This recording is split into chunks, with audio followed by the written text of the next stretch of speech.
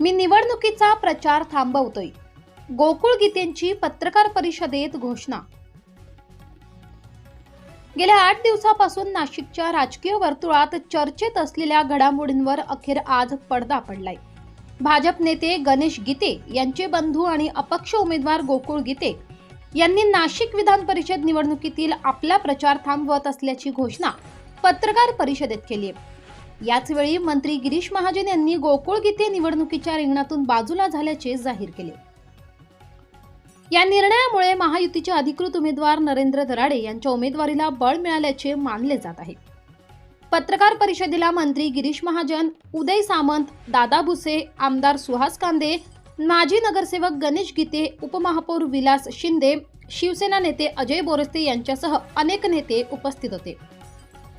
याआधी बुधवारी गोकुळ गीते यांनी त्यांचे बंधू गणेश गीते यांच्यासोबत मुंबई येथे मंत्री गिरीश महाजन आणि उदय सामंत यांची भेट घेतली होती. या बैठकीत नाशिक विधान परिषद निवडणुकीसंदर्भात चर्चा झाल्याचे सांगण्यात आले. त्यानंतर गुरुवारी नाशिकमध्ये पत्रकार परिषद घेऊन गोकुळ गीते यांनी प्रचार थांबवण्याचा निर्णय जाहीर केला. गेल्या काही दिवसापासून गोकुळ गीते यांच्या भूमिकेकडे राजकीय वर्तुळाचे लक्ष लागले होते. त्यांच्या निर्णयाचा निवडणुकीच्या समीकरणांवर परिणाम होऊ शकतो अशी चर्चा होती. दरम्यान महायुतीच्या वरिष्ठ नेत्यांकडून त्यांच्याशी संवाद सुरू असल्याचेही बोलले जात होते. दराडेंचा मार्ग सुकर. गोकुळ गीते यांनी नरेंद्र दराडे यांना पाठिंबा जाहीर केल्याने महायुतीचे उमेदवार नरेंद्र दराडे यांच्या विजयाच्या शक्यता अधिक मजबूत झाल्याचे राजकीय जाणकारांकडून व्यक्त केले जाते. दरम्यान त्यांचे बंधू किशोर दराडे यांनी यापूर्वी शिक्षक मतदारसंघातून विजय मिळवला होता.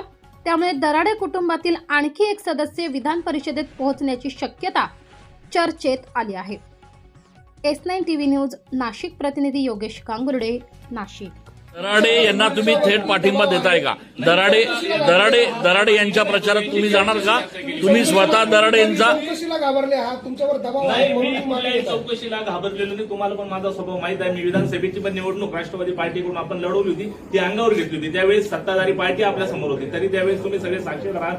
माझ्यावर कशा प्रकारचे अतिरेक झाले, अटॅक झाले, तरी मी त्यावेळेस नमलो नाही. आता पण घाबरायचं काही कारण नाही. पण त्या ठिकाणी सगळ्यांचा समन्वय राहिला पाहिजे. पार्टीने भावना त्या ठिकाणी नगरसेवक केलं, वहिनी पण नगरसेवक आहे.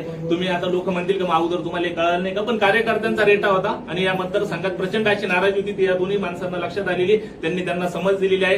आपण पण विचारलं आतमध्ये, पण मी त्यांना ते सांगितलं की आमदार म्हणून त्या ठिकाणी लोकांच्या नजरेत आपण चांगल्या पद्धतीने उतरा. 2-2 आमदार की आपल्या घरात आहे आणि लोकांचे कामं करा. आम्हाला बाकी काय, आमच्या माध्यमातून आम्हाला लोकांची कामं करायची, तुमच्या माध्यमातून करा, बाकी काही नाही. दराडेंना तुम्ही थेट पाठिंबा देऊन त्यांच्या प्रचारात उतरणार आहात का? गणेश भाऊ आणि बाकी आमच्या वहिनी त्या ठिकाणी आहेत आणि बाकीचे प्रश्न तुम्ही म्हणजे काही का असे ना थोडंफार